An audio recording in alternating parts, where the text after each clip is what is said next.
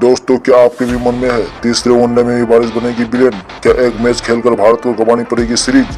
भारत और न्यूजीलैंड के बीच 3 one day match की सीरीज तीसरा और आखिरी मैच क्राइस्टचर्च में बुधवार यानी 30 नवंबर को खेला जाएगा।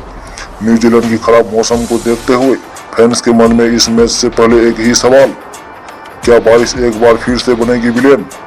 अगर आपके मन में भी यही सवाल है तो इसका जवाब हाँ में है। दोस्तों, आपको बता दूं, खराब मौसम की वजह से हैमिल्टन की तरह क्राइस्टचर्च का मुकाबला भी बारिश के भेंट चढ़ सकता है। बात क्राइस्टचर्च की मौसम की करें तो रिपोर्ट के अनुसार दिन में बारिश का संभावना 70% बताई जा रही है, वहीं रात होते होते बारिश की संभावना 70 से 74% बताई जा रही है। तो दोस्तों, आपको फिर से बता दें, बारिश की वजह से हैमिल्टन वनडे धुलने के बाद भारतीय टीम की नजरें क्राइस्टचर्च में बराबरी करने पर है।